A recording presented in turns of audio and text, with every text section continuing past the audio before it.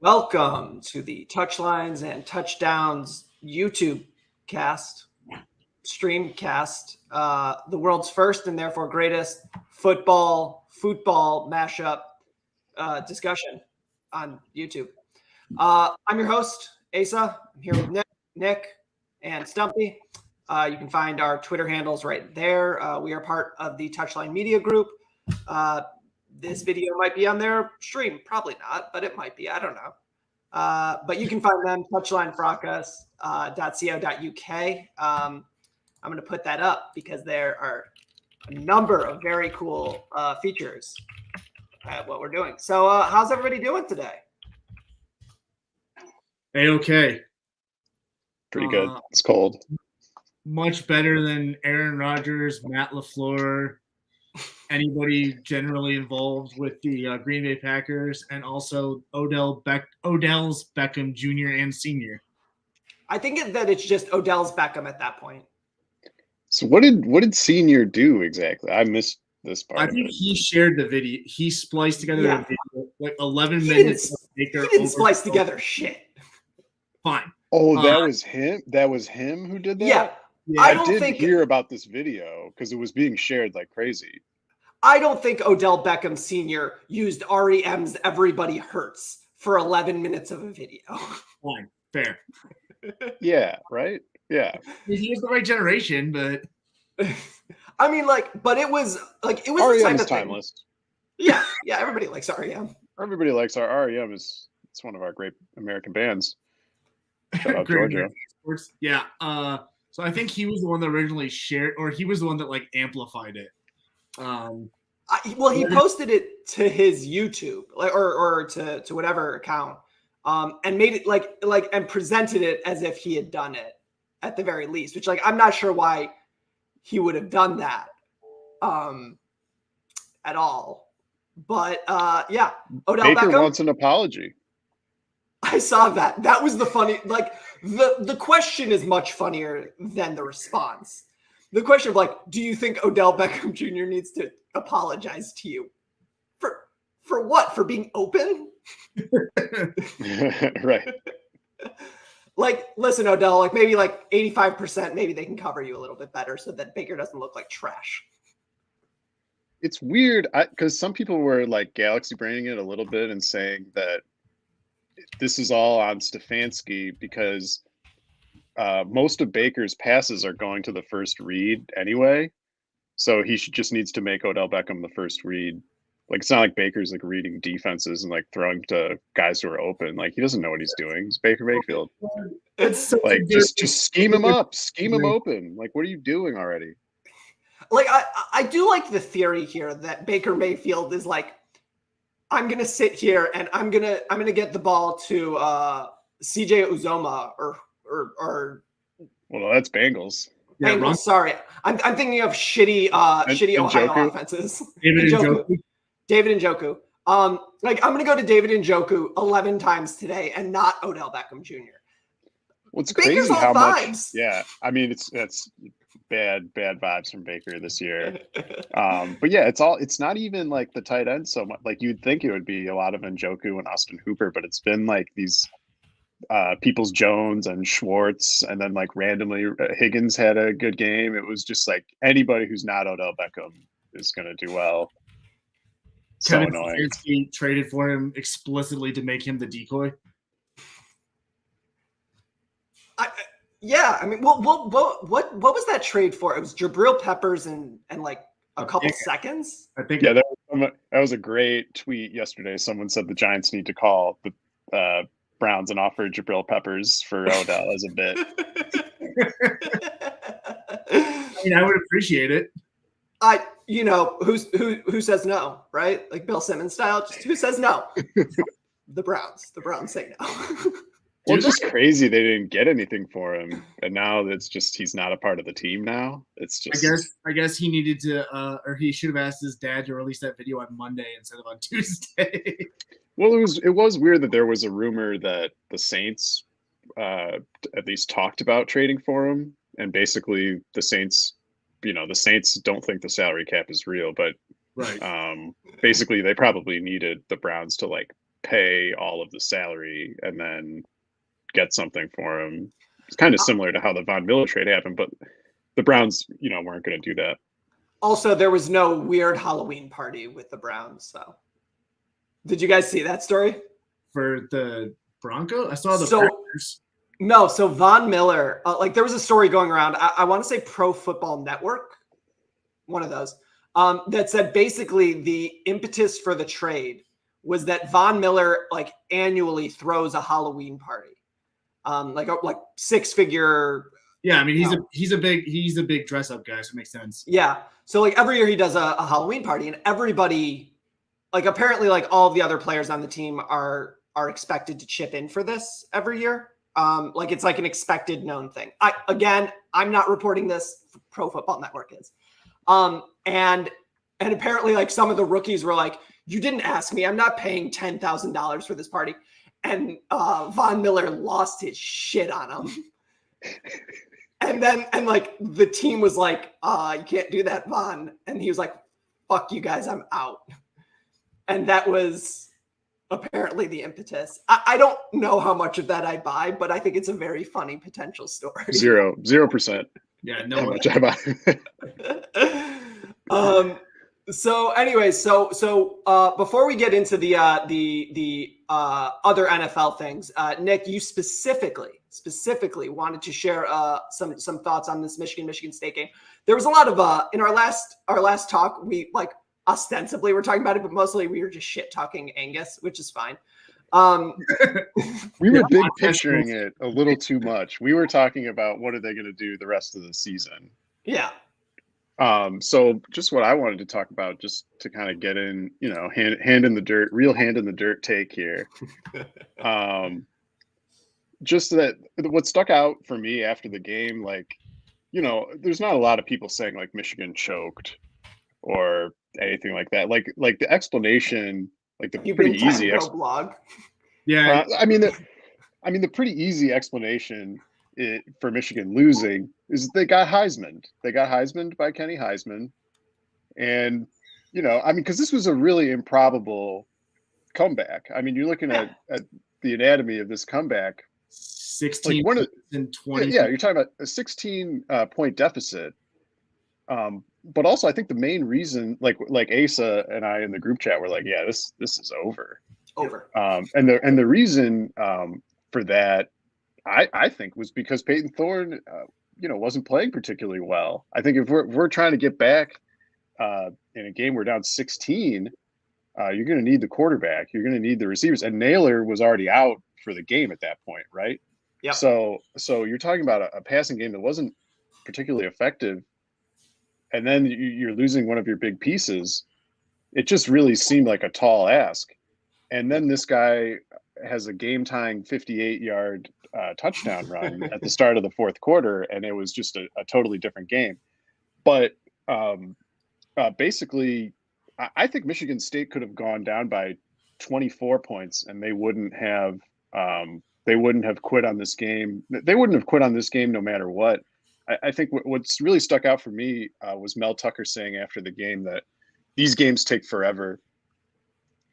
And he's really right about that. I think Michigan, not that Michigan played with too much confidence or just that they kind of thought the game was over like I did, I think is what happened, really. I think when they were up 15 and you had that point after attempt, like Mel Tucker, another thing that stuck out from this game, it really sticks out like a sore thumb because nothing in the game really matched this kind of intensity, was Mel Tucker icing Michigan's kicker 3 times before the end of the half. Like Mel Tucker is just unapologetic about this stuff. He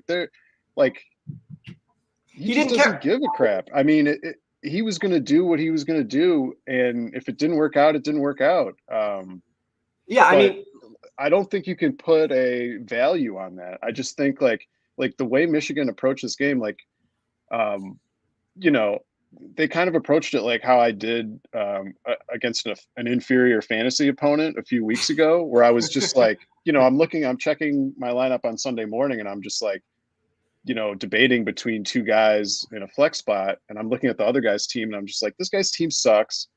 I'm going to play the guy who I think has a better chance of giving me like 10 points. instead of the guy who definitely has a better chance of giving me like 20 points. So I don't need the 20 points today. I'm playing a team that I don't think is as good as my team. But it turned out, you needed the 20 points and you ended up losing. And I don't know, exactly what the explanation is, exactly what, Michigan really thought about Michigan State going into the game. I do know that Pat Fitzgerald, the week before, he said when they were playing Michigan, he said, I've watched tape on every team in the Big Ten. Michigan's by far the best team that we've played so far. So there definitely was a sentiment out there that Michigan was the better team. Mhm. And I think that calculus obviously failed Michigan. And I mean, it's a crazy thing to say. This is a very improbable comeback that their defense probably should have been able to handle. But, I definitely think if they had to do it over again, they would have gone for 2 there and tried to go up 17 points. Yeah. And I think that because Mel Tucker wouldn't have gone for 2 twice. Like he wouldn't have gone for 2 to try to go up 1 at that point. He would have gone for 2 once and then tried to get the extra point. But what I was thinking about, the manner in which Michigan approached this game and talking about like what they thought they were going to do in games like this, you don't rotate your defensive tackles in the way that they did with a freshman, because on the one to cut it to 8, the run to cut it to 8 where he I think it was like a 25-yard run or whatever it was. The bust happened because Michigan's true freshman defensive tackle, Chris Jenkins, who you'll remember from such defensive tackles as other Chris Jenkins' son. Jeez. Yeah, we're old. So yeah. His son, defensive tackle for Michigan, he got blown out, just like completely manhandled by a 5th-year senior. And, look, you got to rotate defensive linemen. You're not going to play a defensive tackle 80 snaps or 60 snaps or however many snaps. But if you're in the late 3rd quarter, early 4th quarter, and you're trying to control a game, maybe you say to your starting defensive tackle, like, hey, like, come on, you gotta hang with this one. And in terms of the when you're talking about, I just need 10, not 20, Michigan kicked field goals from the 8, the 10, or like the 8, the 10, the 18, and the 20 on 4th and 2, 4th and 3, 4th and 5, whatever. And like, you don't do that if you think like, okay, this is going to be a dogfight. You do that if you think, okay, we got this. We'll score we'll score touchdowns down the road. And look, Michigan State was they played their game. Like Michigan State's whole season is built around bend, don't break, trade field goals for touchdowns. Kenneth Walker will be better than anything you can throw at us. And 8 games into the season, yeah. And like, and we talked about this, yesterday, Nick, and it was your point about like the DNA of a college program. Like Michigan can't like chase points like that early in the game because it's like it's so against their self-image. Yeah, that's what I was really thinking. Oh, go ahead, Greg. What I was going to say is kind of something similar. It was always the adage about like the D'Antonio era too, was D'Antonio always put an extra emphasis on the Michigan game because it meant so much to him to win. Whereas, Michigan coaches always viewed it as kind of like a preordained thing. Like we're Michigan, we're the better program. We're going to win this game. There's obviously some exceptions, like 2015 jumps to mind. And whenever, the D-line stole Devin Gardner's soul. Yeah, it was 13. That's what I was going to say. But other than that, they've always come into the game where like Harbaugh, maybe not this year, but in the past, he said like, it's not like, this is just any other game. We're preparing. We're gonna run our system. We're gonna play our game, and we're gonna beat them doing it our way. And it's like, listen, man. At a certain point, you need to understand that Michigan State takes this game a lot more seriously than you do. You need to kind of start focusing a little bit, and maybe save some of your plays. Keep something in your back pocket. You can't be showing everybody exactly what you're gonna do all year. And like Nick was saying about Thorne's not playing well. You need your quarterback to come back from a 16-point deficit. It's just even more amazing that like the best player is the running back, and in the last 20 minutes of a game down 16 points, Michigan State said, fuck it, we're leaning on the guy that's probably going to get invited to the Heisman ceremony and let him just break tackles till we get back into this game. Which he went full Derrick Henry. That's insane. Well, yeah, but that's an insane, outside of Derrick Henry, that's an insane game plan. Well, it actually makes total sense because Michigan was so committed to that Ravens defense that worked so well against, worked so well against, I want to say it was Mahomes, but that like 5-1-5 where they have nobody at the second level. Yeah. Well, that's fine and good when when you stop them at the first level or they throw it. When Kenneth Walker got past the defensive ends, he was gone. Yeah. Oh yeah. It was 15 yards. And so like what you were doing is you were saying like, okay, we're going to bottle him up for 3 every time. You didn't. And once it became clear that wasn't going to happen, you got to say like, okay, look, like if we're going to go more base and I understand like their 5-1 or whatever they call it, is their base. Like you gotta be able to like say to yourself, okay, we're going 4-3 stack, whatever. Well, like you and I were talking about that with Angus about the soft coverage thing, because both of us were kind of like, both of us thought that game was going to look a lot different from defensive schematics on both sides, because we kind of thought that the coaches were going to adjust to what they'd seen on film of both teams. And I gave Angus a ton of shit, and he rightfully threw it right back in my face because Michigan State just kept coming out with soft coverage. And it's like, well, why are you guys giving them these yards? Like you're clearly getting the pressure you need to. You can just press up and take away all of this. So Space Coyote on Twitter, who does a good job breaking these things down, the way he put it, I thought it was great. He was just like, they're running the right coverage. Their linebackers are just atrocious in coverage. Yeah. And when they bring 6, they run that same Narduzzi safety robber linebacker or dropping defensive end in short coverage and 3 high. And when you had the 2013 Michigan State defense, it worked. And when you have the 2021 Michigan State defense, it doesn't. But yeah, I think that this was just, yeah. But I think that this was just an example of that. Is both teams sort of came into this game saying like, okay, like we're going to play our game more or less. And Michigan State's like, I'm not saying Michigan State is better. I mean, they're 4 points better at home. So they're 1 point better according to Vegas, but that's how that works. Don't worry about it. It was just more flexible. It was a way more flexible game plan. I mean, Michigan, they just really had to be, they just had to close that game out. There was no way once the lead got away from them, they kind of had already put the game on cruise control in their minds. So yeah. Yeah, I just don't think that Michigan, and this has been the case for Michigan in my entire lifetime. Certainly since Lloyd Carr left, but yeah, I think it's plan B. It's a slow adjustment from that. I think the main reason that they lost, they didn't take Michigan State seriously enough. Which is insane. Yeah. Like Michigan State coming into this game had won 9 of the last 13. And I think and it goes back to also it's a top 10 team on the road. Yeah, also this is a serious game. Like settling for field goals and thinking the game's over, that shouldn't have been on the table for them, really. No, and if you look at the points that they did score, the touchdowns they scored, they caught Michigan State on a 93-yard bust. It happens. That's not saying that he was that Cade McNamara was so effective. Their running backs had no room all game. Jacob Slade will haunt the nightmares of the interior of Michigan's line for the rest of the year. And so when you look at it, they played well. I mean, I'm not taking anything away from Cade McNamara. He played well. But it's not like he was destroying Michigan State's defense. He caught them in a bust once. Yeah. He was taking what they were giving him. I mean, which is great.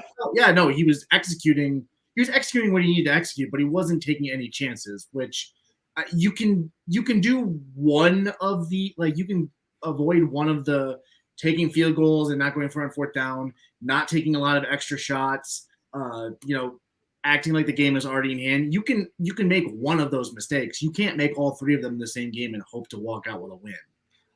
And if Michigan is the team that they think they are, on 4th and 2 in the red zone, you go for it because you think that you can get 3 yards with Hassan Haskins. I was going to say, just Haskins.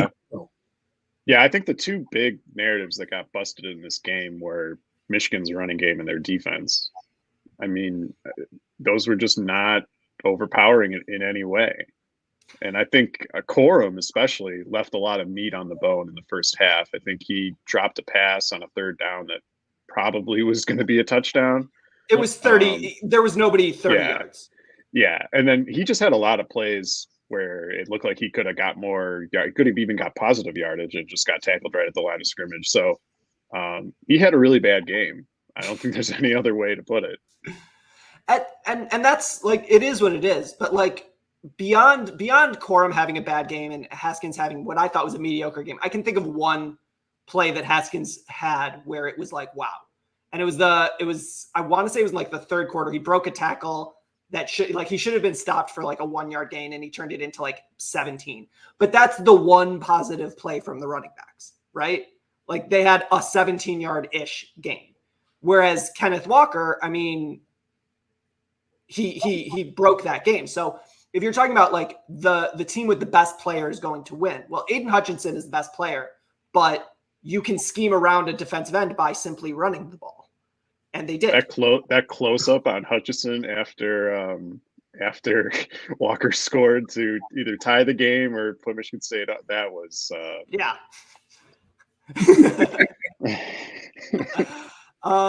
For as well as Aiden played, he did not have a fun day.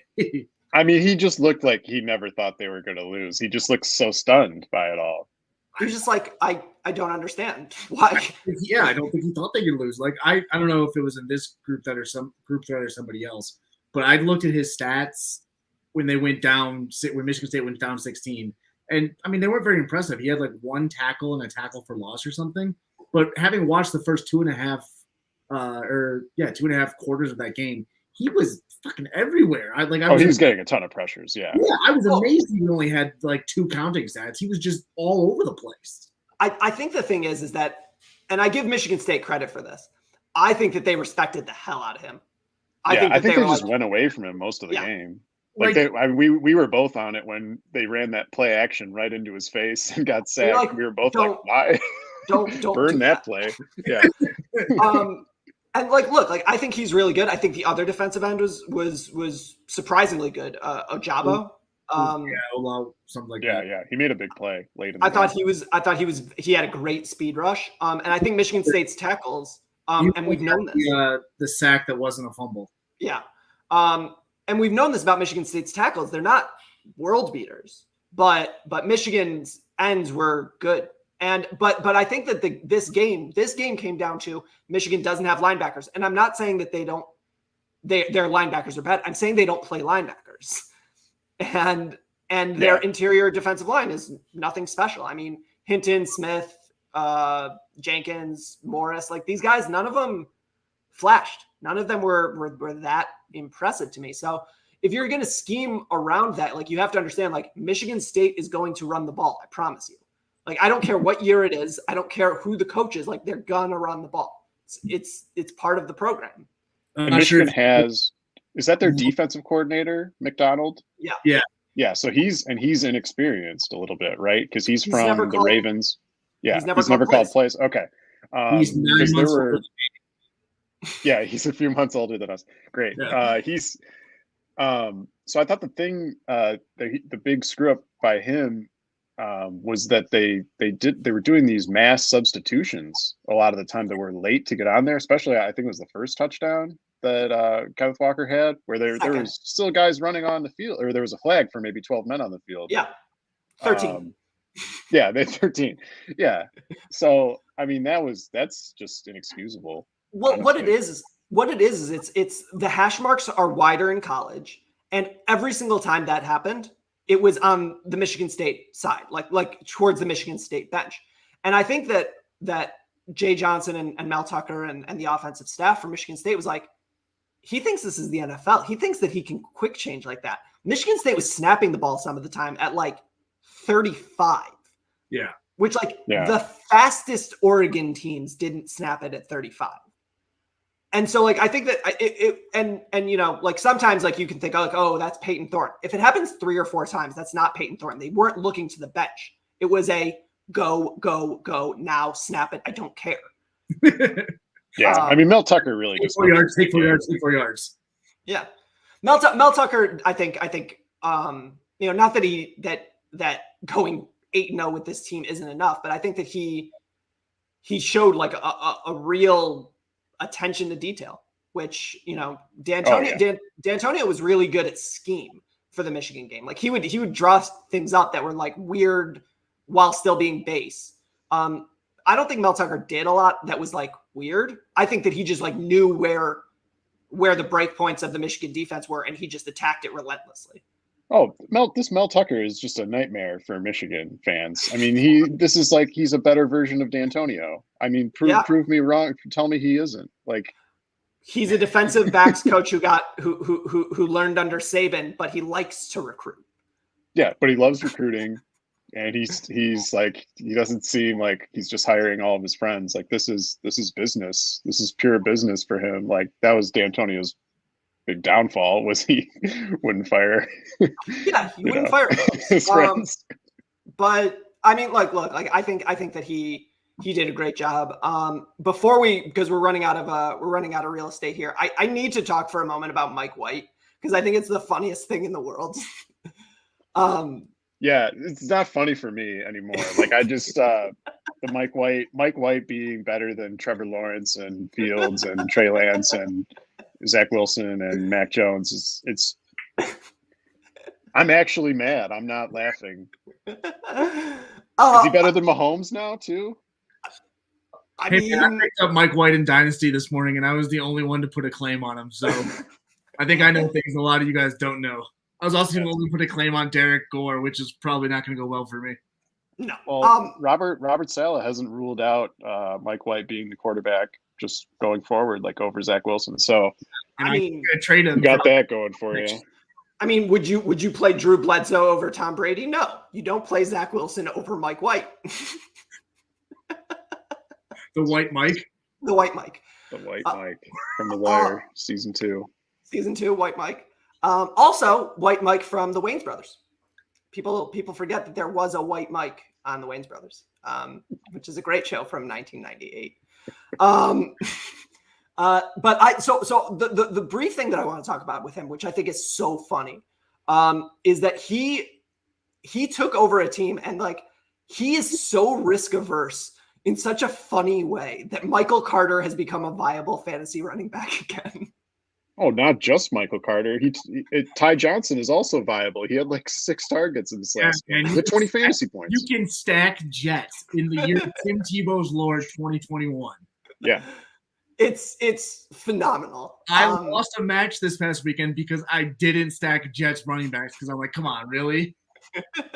I have Johnson as a handcuff, and I was like, there's no way I'm ever going to play both of them. And turns out I was wrong. You were wrong. Yeah. So I looked him up after the fact because I was like, I'm a college fan and I don't know who this person is. That's weird. And he came from everybody's favorite pass happy school, Western Kentucky. So he is very comfortable throwing the ball 65 times a game. I hope Robert Saleh just goes for it. He won't, but do it. Run the Western Kentucky offense. Yeah. Are we going to get to the NFL tweet? Are we going to make it? Yeah, we have a minute. So there was an NFL put out a tweet saying like, can we go over? Yeah, we can go over. Nobody cares. Okay.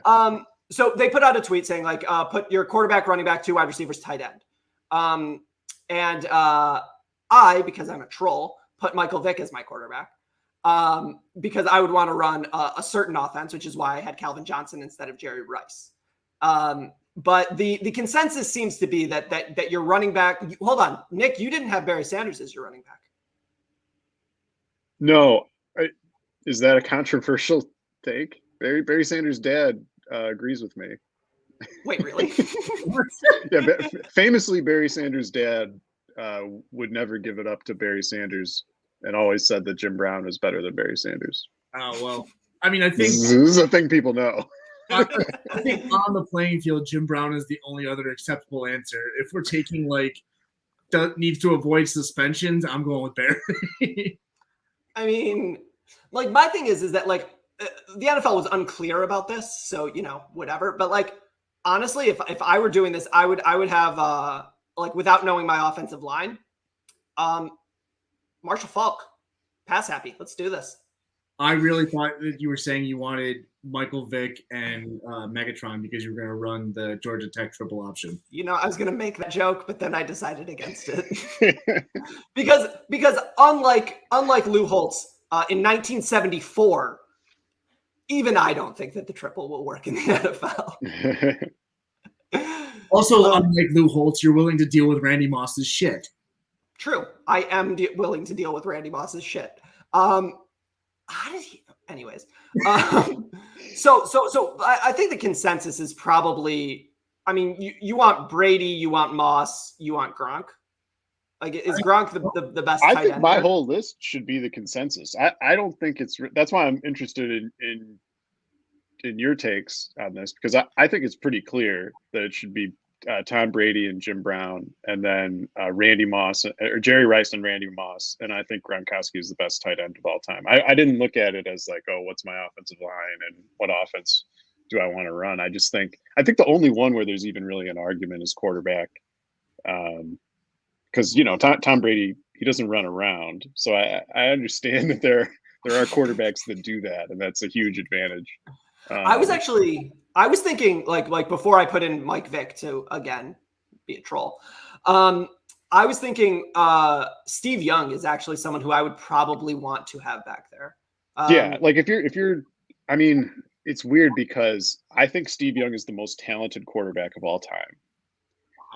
If you were giving me a list like this and asking who's the greatest quarterback of all time, or if you gave me one game and the only position I can control is quarterback, and I win, I live or I die based on this game, I'm taking Tom Brady for both of those. Now, maybe that doesn't make sense, saying that Steve Young is more talented, but like obviously he was. Like Steve Young it was an amazing quarterback and could run around.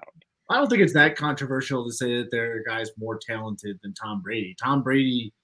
But then to still say he's the greatest of all time. Well, I think that there's that in any era, if he's Tom Brady and he's known as Tom Brady, there's a fear factor.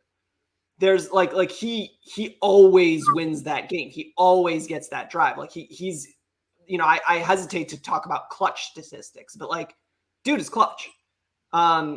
I don't even think that it's just that he's clutch. I think it's that he, like a lot of these quarterbacks can't read the defense. Like they literally don't even know what they're doing. And like there's that old clip of Brett Favre saying he didn't know what cover 2 or a nickelback was or something. Yeah. And now all of a sudden Mahomes can't read Mahomes is telling the media he's never read defenses. He can't read defenses. It's this too high safety thing, like Mahomes, too high safeties is his kryptonite. The 49ers not think of this when I bet on them to win the Super Bowl a couple years ago. Like, what? How is this a new thing? Like, I think it's more like maybe Travis Kelce is washed. I see. I think that's actually what it is. I think that two high safeties works if there's nobody who can sit down in the middle of the field and catch the ball when it's coming. And Travis Kelce used to be pretty good at that. And, but then it's weird because on Monday night, like the first drive where they scored, Travis Kelce was standing at the front of the end zone, like maybe 10 yards away from Mahomes, wide open for the entire play. And Mahomes, like, I guess he didn't see him because he waited for Tyreek Hill to do like a lap around the entire end zone before finding him in the back of the end zone, barely open. And Tyreek had to dive for it and caught it. It was like, you could have just flipped it to Kelce like 5 feet away or whatever it was. So how long would it take Tyreek Hill to do a lap around the end zone though? Like 2 seconds? 2.5. Yeah, I mean, it didn't take him a lot, but like the guy was like Kelce was wide open. Like I've never seen Travis Kelce play worse than Monday night. He played so bad. I think go back to the NFL tweet though. I think the only uncontroversial one where there's like no room for argument is Gronk. Like it has to be Gronk. I actually don't think so. I like Gronk. I didn't include Gronk. I included Antonio Gates partially because partially because his son is committed to Michigan State, and we got to keep it. You're wrong. Yeah. I think Gronk is clearly the best tight end of all time. I think the only guy who I would say had a chance of passing him would be Kelsey, and I think that's over now. Well, so the guys that I wanted to bring up were Gates and Gonzalez, because I think that modern tight ends don't block, and Gronkowski really, really does. That's why it's Gronk. I mean, yes, that's why he's an all-time blocker. Right. In addition to being a dangerous pass catcher, but I was thinking back to I think Gonzalez and Gates. Look, I'm not going to fight about Gronk. I think Gronk is certainly one of, if not the best tight end of all time. But I think that the guys who you compare him to are Gates and Gonzalez, not Kelsey and Waller or Kyle Pitts, who's a wide receiver. Well, no, I mean, we're not putting Waller and Kyle Pitts. No, I'm just saying Kyle Pitts might not even be a tight end in fantasy next year. He's not. Yeah, like Jimmy Graham. Jimmy Graham was never a tight end. I understand he was 6'5". He does make him a tight end. He was nominally a tight end. But I think that for wide receivers, I think Moss, Rice, and Megatron, some combination of the three is the right answer. I don't really think anybody else breaks into that. Running back, I mean, obviously we're going to have biases towards Barry, but Jim Brown is not a bad answer. And Marshall Faulk, if you're playing on running just like a run and gun, Marshall Faulk is definitely up there. And then quarterback, I think there's more options for quarterback than there are for any position, which is kind of weird. Yeah. Given the talent we've seen out of that position in the last, decade, 20 years, 2 decades? I'm going to say 20 years because that gets us Peyton. But I think in terms of 5 years ago, Peyton was on a Super Bowl winning team 5 years ago. Did he win one? No, or did his coworkers win? Von Miller won one. Peyton was there for it. It does count. It does count. But so I think that I think you can make an argument for quarterback. You can make an argument for, I think Rice and Moss is good. I put Megatron because I was trying to, because I actually do think Megatron on a organization that's not the Lions is a different player. But he's still one of the top 5 wide receivers of all time, and he played for the Lions. Yeah, and I think that there are lightning in a bottle answers that I wouldn't hate. Like if you told me I need one game and I know that the other team, has this corner or that corner, and you tell me okay, I want Larry Fitzgerald, but Larry Fitzgerald in 2006. It's okay, fine. But over the course of a career, I don't think there's much debate between Rice, Moss, and Calvin. I just think it's not Calvin because it's just he's huge. You can run him down. How many times did we see him break away and he didn't end up scoring a touchdown? Because he got caught by the other team. So there's that. That's why. Obviously Jerry Rice. There's no argument against Jerry Rice. No. So I think it's basically just between Moss and Calvin Johnson. I would rather have Moss because he's faster. Yeah, I'm fine with it. And then so I think that the only place where we're not going to really agree is probably running back, but simply because we're homers and we like Barry Sanders. So here's my running back take. It's kind of the same take for LeBron versus Jordan, or when Adam Ottavino, the pitcher from the Red Sox, who said he could strike out Babe Ruth. It's just yeah, okay, Babe Ruth is dead. Cool. I just think from watching The Last Dance, when Michael Jordan came into the league, guys were smoking cigarettes and drinking 6-packs at halftime. And he invented working out for athletes. and then he had this incredible drive and then he started crossing guys over and everything changed. There wasn't going to be a LeBron without Michael Jordan. So I don't see how you could say LeBron is better. I just don't see that. And then it's kind of similar with Jim Brown. It's Jim Brown was so far and away better than everybody else. Well, and it's really more similar to Jerry Rice because Jerry Rice is kind of the football player who's credited with with really training and working out workout year round and running in the mountains and everything like that. He really, and then you just look at Jerry Rice's numbers, which are impeccable, and so are Jim Brown's. So, I mean, Barry Sanders is awesome, and you know, to throw one in for your lightning in a bottle, like I wouldn't mind having Jamal Charles as my running back, peak Jamal Charles as my running back. You know, the Zoomers have no idea. You know, the Zoomers don't even know who Tony Gonzalez is. Yeah, that's true. Yeah, so I like I saw someone whose answer for this last night on Twitter was like, it was like Michael Vick, LaDainian Tomlinson, was it Fitzgerald? It was. So this dude had Madden 2004. Yeah, it was Randy. It was the 2004 all Madden team. It was Tony Gonzalez, LaDainian, Mike Vick, Randy Moss, and Calvin Johnson. Great. Calvin shouldn't even be on there. It should be like, you know, somebody older. In 2004, I'm Andre Johnson, maybe. Yeah, exactly. And now that we've mentioned Andre Johnson, we've officially gotten to where we need to go. Thanks, guys. And to our listeners, we'll be back on Thursday to reveal the World Cup qualifying roster in the other football. And then we will be back to podcasting in your ears on Monday morning. So thanks so much, and I'll see you guys later. See you.